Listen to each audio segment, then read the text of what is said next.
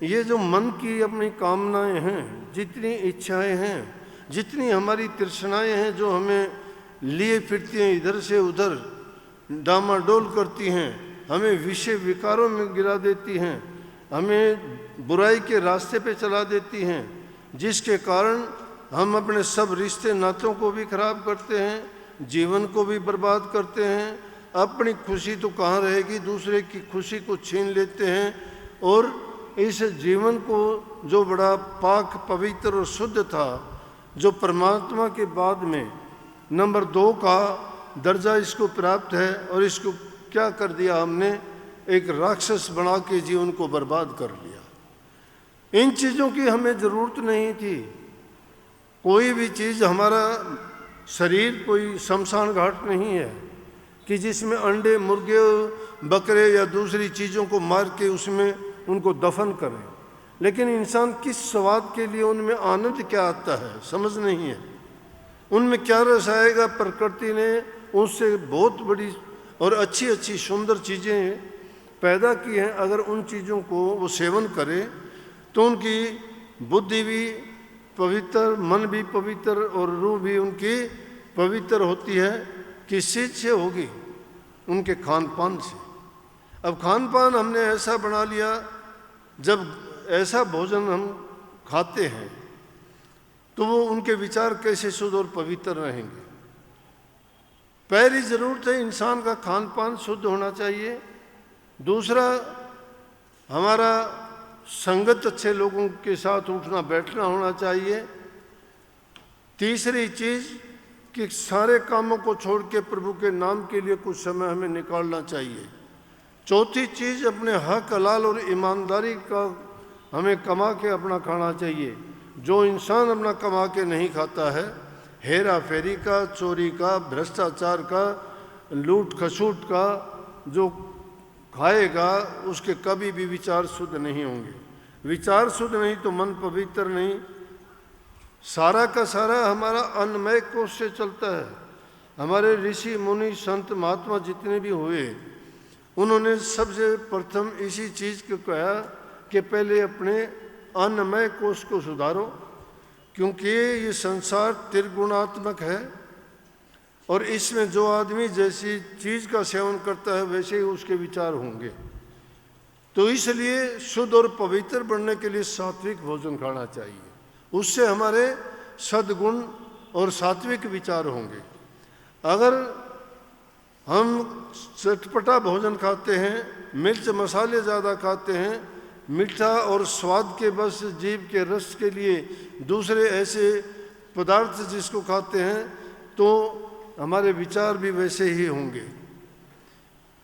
जिस प्रकार से हल्का जब खाना खाते हैं, वो साधक लोग उस हल्के खाने को खा के ना उनको आलस आता है, ना नींद आती है। वो सिर्फ जीवन को जीने के लिए, शरीर को आवश्यकता नहीं है फालतू चीज़ों की।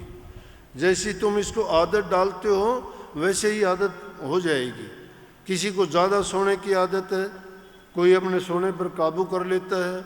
किसी को ज़्यादा खाने की है, कोई सब कुछ चीज़ों को त्याग के पानी पर निर्वाह करते हैं, फल आहारी हो जाते हैं, दूध धारी हो जाते हैं, बिल्कुल सूक्ष्म भोजन खाते हैं।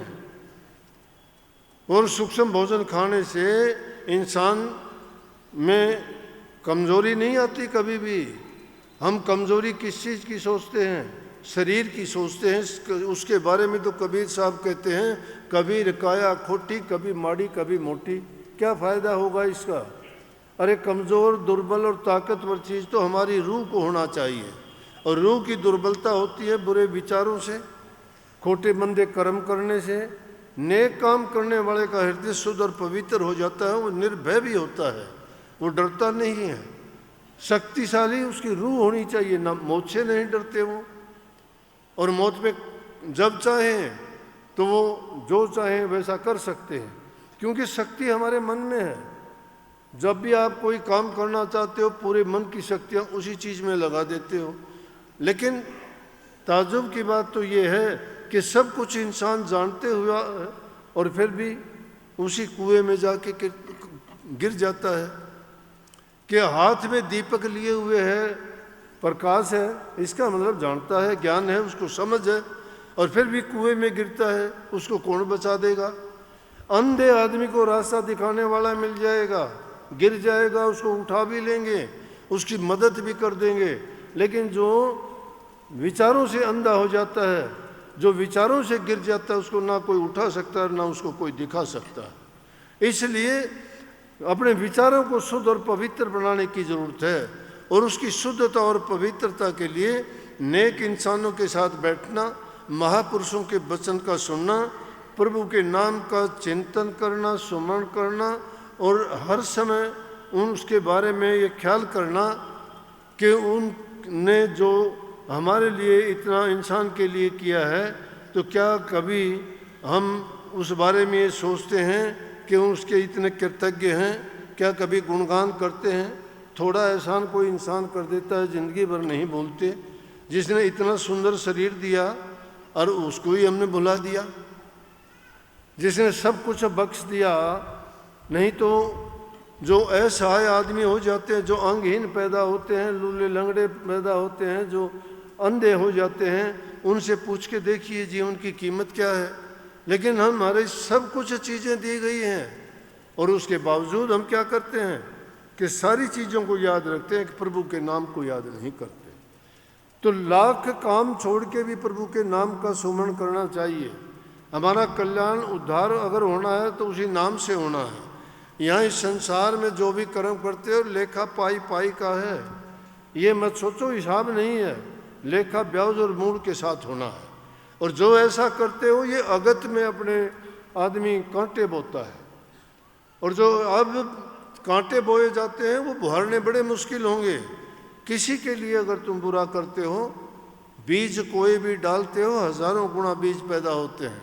ये कर्म का खेल है। कर्म जैसा भी करोगे, उसका प्रतिफल हजारों कर्म बन के आएंगे। अगर अच्छा कर्म करते हो तो आपको हजारों गुना अच्छा मिलेगा। अगर कर्म खोटा मंदा करते हो तो हजारों बुरे कर्म भी भोगने पड़ेंगे, इसमें कोई संदेह नहीं है। आप हमारे संत वाणी चैनल को सब्सक्राइब करें, वीडियो को लाइक करें, शेयर करें, और हाँ, बेल आइकन पर क्लिक करना बिल्कुल ना भूलें, ताकि हमारी किसी भी वीडियो की सूचना सबसे पहले आपको मिले।